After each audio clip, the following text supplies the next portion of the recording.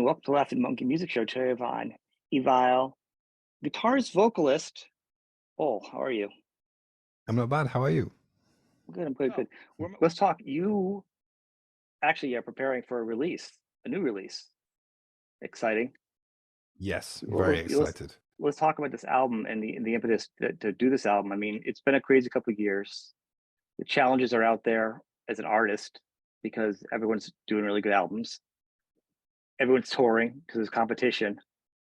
hmm So, like, where are you guys lined up for? Like, where what's the mindset? Well, it's the same mindset that it's always been. We release an album and then we do as many shows as we can. Release another album and so forth. This one, The Unknown, is the last album we did was pretty much breakneck speeds all the time, really aggressive, brutal stuff, and I just didn't want to do the same thing again. So we just said, look, let's do the polar opposite. Let's look at our tempos and what have we never done before. So we looked at all our back catalog, and it's pretty much all either really fast or mid-paced. Yeah. There's no in between or slower. So whenever we play festivals or anything, it's like, I wish we had a song that was kind of like that kind of tempo, and we didn't have them. So we said, let's explore. So we did, and we're really excited about it. We're rehearsing these songs, and it's just so much fun to do these tempos. So really excited. Well, it's really different, though. I mean, I've heard. I mean, but explain to the people that haven't heard it yet. 'Cause I mean, the 14th, July 14th is released still. Yes. That's still a Yeah. date. So that haven't heard it. It really, it's like it's not any less heavy because it's heavy. It's I'd say really it's heavy. more heavy. It is, and it's like a weighted blanket, heavy. I like um, that. Yeah. but in a way, when I heard it, the early release, I'm like, wow, it's really cool because I couldn't place it. It doesn't really sound like a lot of bands out there either right now, which is really good. Like I can't Yeah. say, oh, you're going in this direction of this. I love Judas Priest, but like Judas Priest or Slayer, like it's Yeah. not that. It's like literally this slowed down pace even sounds kind of different for you guys. Like it's a Yeah. new sound, sort of. Yeah. I'd say I understand why people say it's a new sound, but nothing has changed. It's still the riffs are coming from the same places. It's just I've double clicked the tempo in Pro Tools and brought it down. That's the only difference. But what I always try to do is I remember years and years ago I read an interview with the singer from Muse, and he said he tries to create worlds in a song, and I didn't understand it at the time, but I understand it a bit more now. Like you can have someone who will be in a metal band, they'll write a riff and it's cool and like fun, Hmm. and that's it. It's just cool and it sounds cool. That's it. What I'd like to do is take people on a journey and make it deeper than just a cool riff, to like take them on a journey of ups and downs, and I guess kind of distract them from reality for 3 to 5 minutes and bring them back. And I understand that the Muse thing a bit more now, that I like our songs to have more depth than just Right. cool riffs. Well, some of the bigger bands, there's a certain point as an artist, you want something different. So if you go back and you revisit an old classic sound, it's fun. If you're an artist, you want to create. I mean, if you think of some of the bigger bands, and it feels easy to say, but even like a band like Metallica or some of the bigger bands, they have different phases. Whether you like them or not, it's not even about that. I respect them for Mm. doing all these different sounds and trying Yeah. and creating because they go in there like, what are we gonna do now on the palette? Let's do something different that we enjoy. Let's create. Let's be a musician, and that's Yeah. exciting. And that's why you It want to be a is. musician. I mean, otherwise you could be in a cover band, Exactly. Exactly. That is why we do what we do, right? And there's because nothing wrong with that either, because if you enjoy that, no. you enjoy that. It's awesome too. But Yeah. I'm saying, as far as being a recording artist, if you're going to have a band that does original music, you would figure you want to keep creating original music.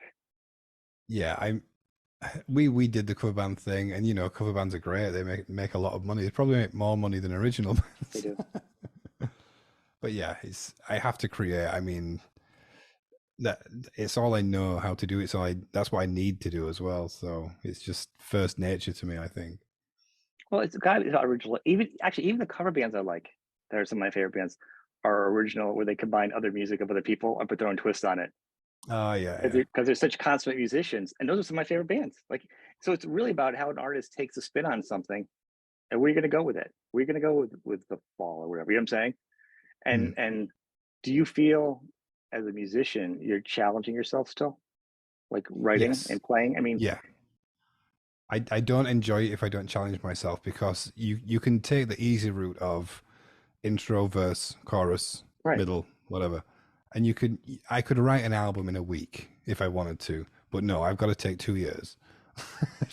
it's, I have my process and I'm not happy unless I go through it. So everyone has their own style, but for me, I'll have the idea and then driving to work, I will listen to that idea 500 times until something clicks. I'm like, right, I know exactly what needs to go there. Or Mhm.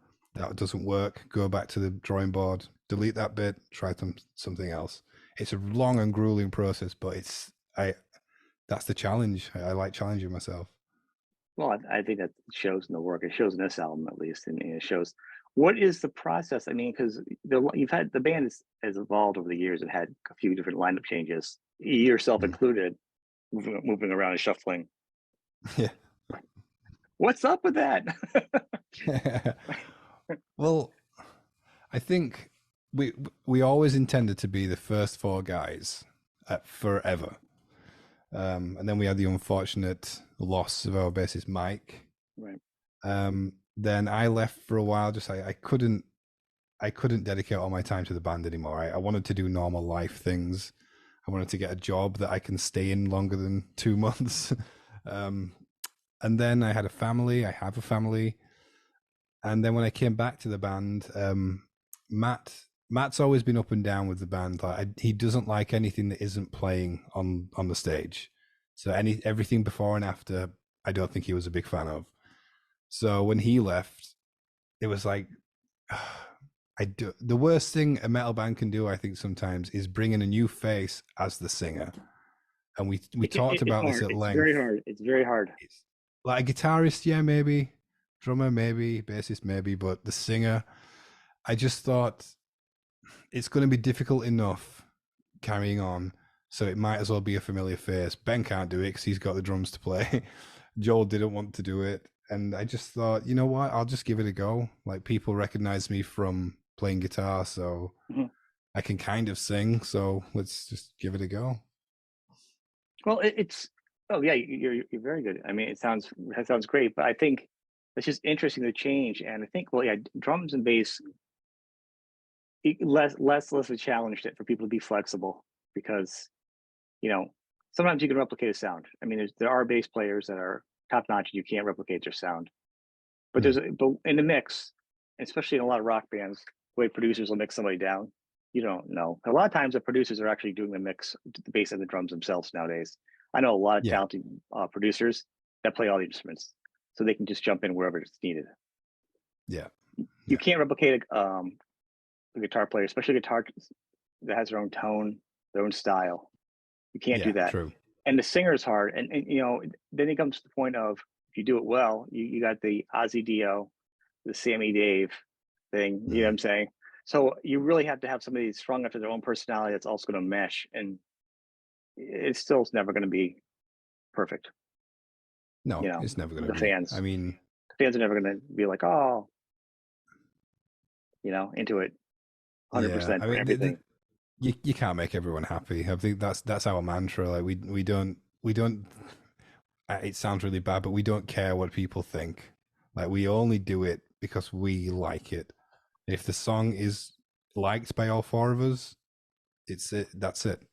We don't worry about maybe a few bullet belts will fall off on this one, but we don't care. Like we enjoy it.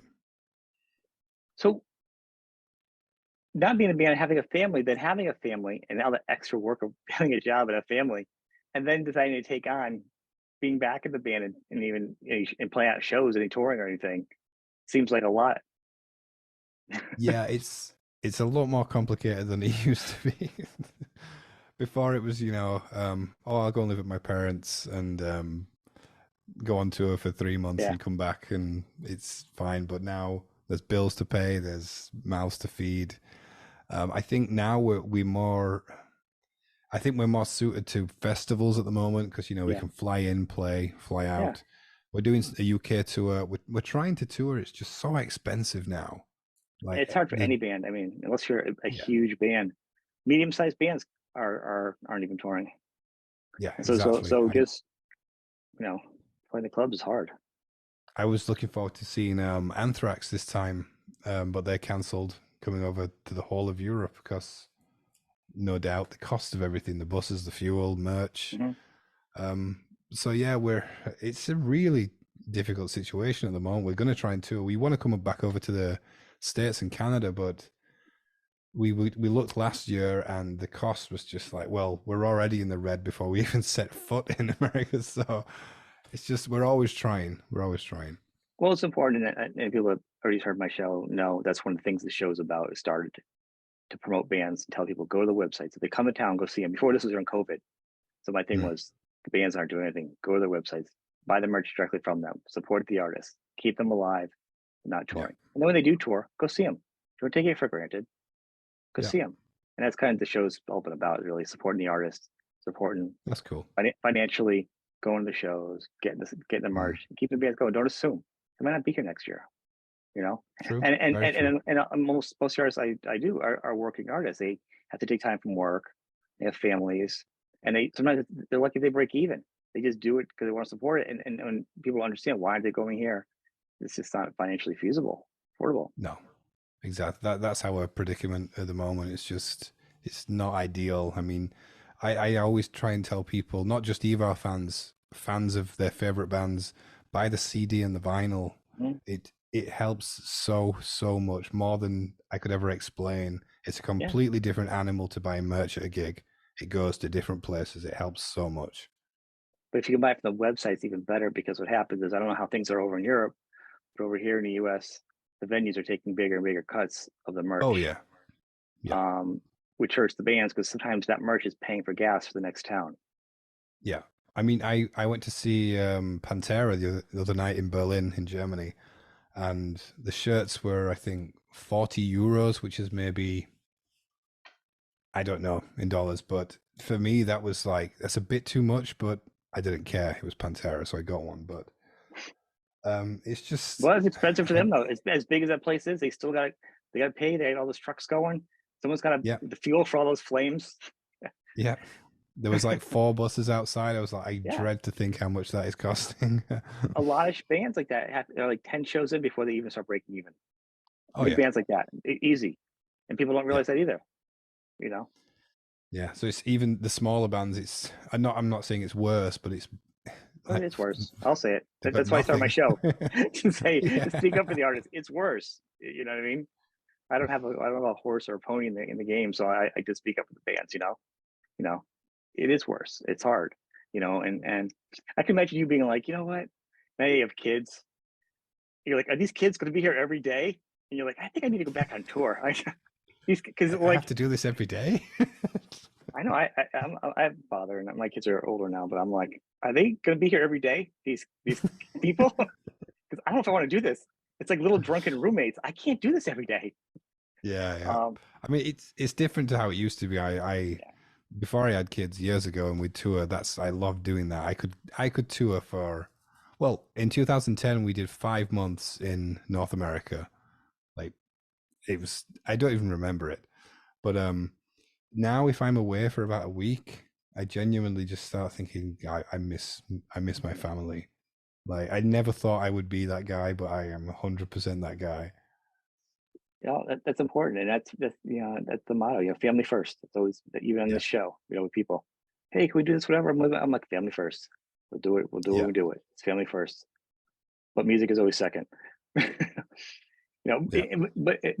It's important is that people do support the bands and do that and because the time you put into this stuff and I mean this is a good album coming out and I think people are going to dig it you know Hmm. and and Thank you. and it really I was expecting something different and I love to be surprised.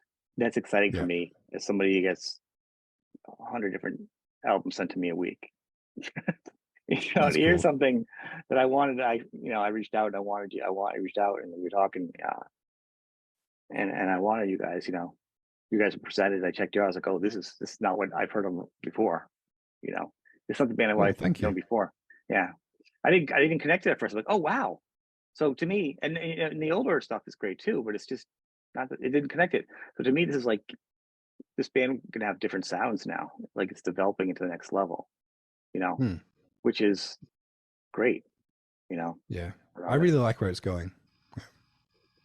The hope is maybe you can get a tour. I think the package deals to come over here in the U.S. Yeah, I That's miss the the most. US so much. I really do. Um, if and Canada, just everyone over there is so friendly and nice, and the weather's great. It's just I miss it so much. Well, I'm sure you do well over here too, doing that. What is the plans for the band though? The realistic plans now to support the album. I mean, so the album's July 14th. This is June. Breaking the fourth wall here, The talking about the dates. So, what are you going to do? the realistic plans are try and get the music in as many ears as possible, get people to get it on radios, request it, play as many festivals as we can because we can easily logistically do that. Um, Pick and choose the tours that we're able to do, work permitting, and just get out as much as we can until this cycle ends and we hopefully do another album. It's always as simple as that. Just do as many gigs as we can in as many places as we can, and hopefully get to some places we've never been. Like we've never been to South America. We've been to Colombia once for Rock Al Park, but yeah, there's a lot of places we haven't been to, so we do want to try and get there. As far as an artist goes, and I actually bands a lot lately now.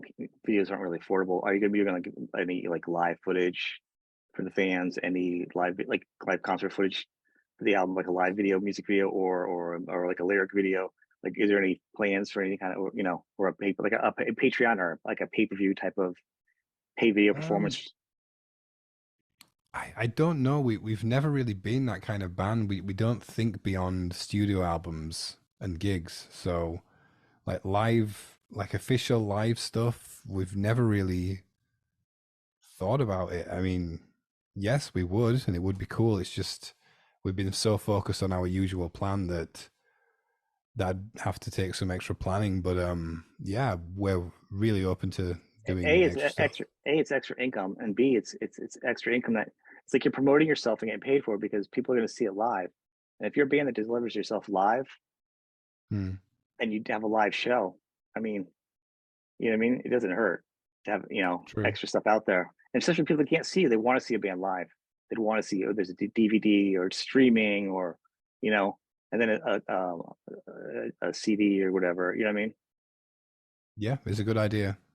It's just it could be an unpractical thought, but just as a fan of metal music that's in the U.S., I think of that a lot with bands that are over in Europe, and vice Yeah. versa. You can't see these artists, and um, I shoot local shows and stuff, and I'll put them up on just on YouTube, and because I'm not copyrighted, the bands make the money from it, and they get the views, and the people are seeing the show and saying, the band's getting profits from being played, but they're seeing it and saying, "Wow, they sound great." Because this showed Yeah. bands I've put up that people are like, I thought they were awful originally, and now they're hearing it. Thousands of people are just commenting how great they are, so it helps you. And Yeah. that's just YouTube. So if you have your own professional thing done, that sky's the limit. I've never even seriously considered it until this conversation, to be honest. Well, I just throw it out there. Sorry, don't want to impede my views upon you guys. Just it's I don't it's mind. more of a it's more of a fan's wish list. You know what I mean? Cool. I grew up in a time a little older than you when it was the VHS tapes of the Combat Thrash Tour, Thrash Two, Combat Two. You know what I'm saying? Yeah, yeah. Forbidden. You have the band. Those were awesome. You'd watch them over and over again. So the live, Slayer, the live DVDs, they were the thing. They were the bomb. Yeah, one of my favorite things, I had the VHS of Testament, I think it was called Scene Between the Lines or something, and old it had like live footage and all the music videos, and so yeah, yeah, I agree. They are cool. It's exciting. Yeah, true. So I'm a guitar person. I got to know what's your setup. What's your rig setup? So the older I've got, the simpler it's got because I was obsessed with gear when I was younger, and now I'm not. I think it's more of a time thing. It's like I haven't got time. I'll just plug in, play. So at the moment, I've got, oh, it's here. So this is a Carillion. They're made in the UK. I think it's called a Kingslayer V. So I've got two of these. I've got some prototypes by Carillion pickups in there, but at the moment I'm just using a Kemper. Like we fly with the Kempers. They're so easy to plug into front of house with the exact tone that you want. And that is literally all I'm doing right now. My guitar and my Kemper. It just makes Really, everything so simple. it's a beautiful guitar. And you have a great sound, and that's the sound you used on the album. So I mean, it's got a great. I'm assuming it It's would the be right. guitar I used on the album, but the tone is not the Kemper. It was a we tried a few amps out, and I can't remember which one we picked. It was such a stressful couple of weeks, but yeah, it was an amp that I can't remember. A glaring endorsement from you.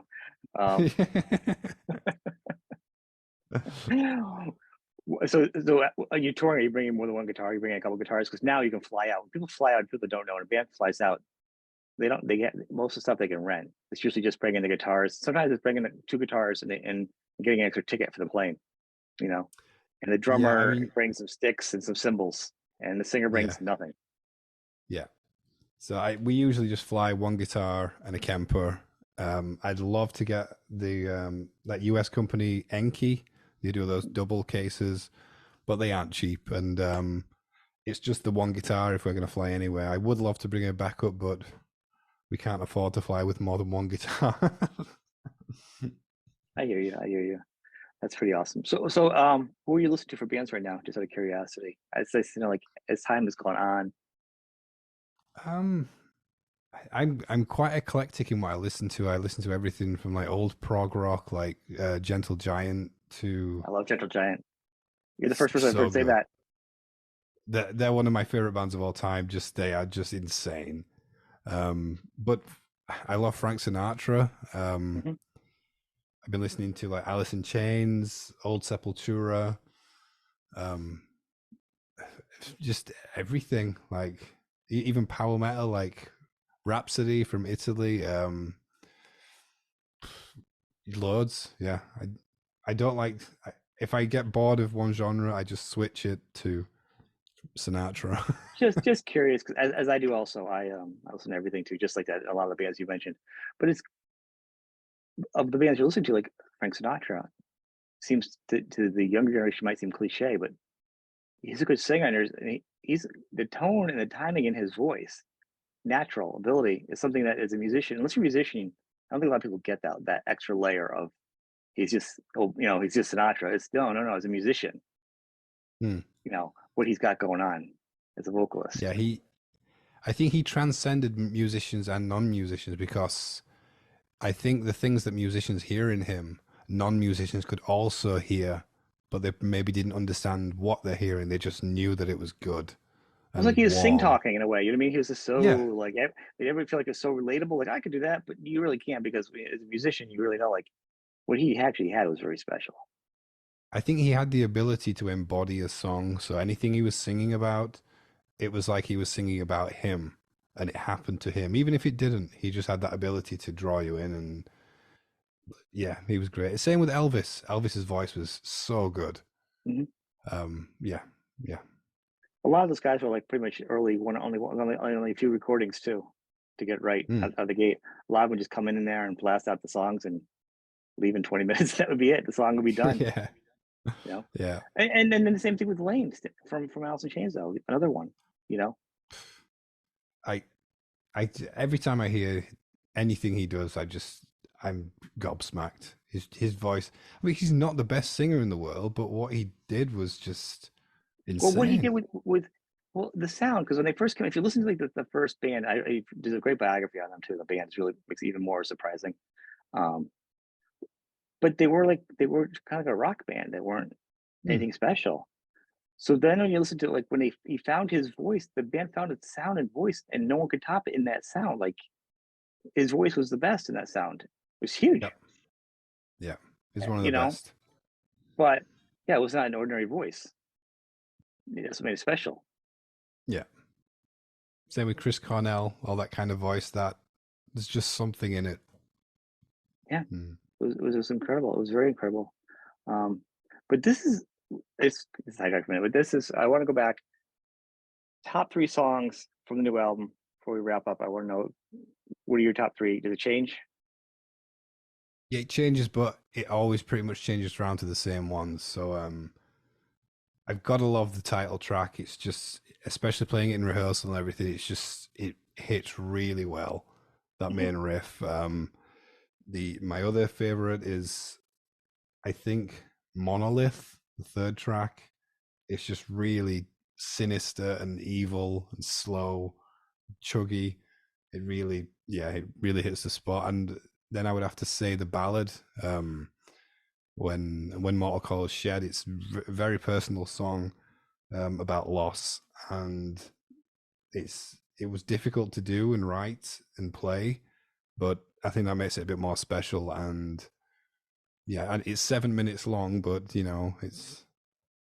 I spent a good 2 years. I think before we even went into the studio, I was just finishing the song. I was like 99.9% happy with it. How are you gonna put these songs in? How many are you gonna put in the mix? Because they are a little different. I'm not going to overdo it because I know what people are like. We will probably only play two new ones at a show. We wouldn't want to overdo it. I mean, the ballad might be asking a lot to put in unless it's like a headline show where people don't Right. mind. But yeah, the title track definitely. Um, and then we'll just play it by ear. Before every gig, we always go through the set list. We don't have a set list. We say what songs will work. We might play a gig that's like a full-on hardcore thrash, no bullshit show, and it's like we're not playing a ballad tonight. No, no, no. Well, one of the advantages of streaming, and this is obviously, and I'm not going to say getting paid well. What I'm going to say is Mhm. one of the advantages is you once you put your album out there, you can actually see what songs are being streamed. You're like, I didn't think that was going to be a single. Like it does allow you as an artist to realize what people are doing it, and you can create that and craft it towards a set list. Yeah, That's probably the true. I mean, biggest advantage I've seen of streaming for people. yeah, even the second single that's come out, "Reap What You Sow." I didn't intend or think of that as a single until the label heard it and said we'd love to do "Reap What You Sow" as a single. And I was like, really?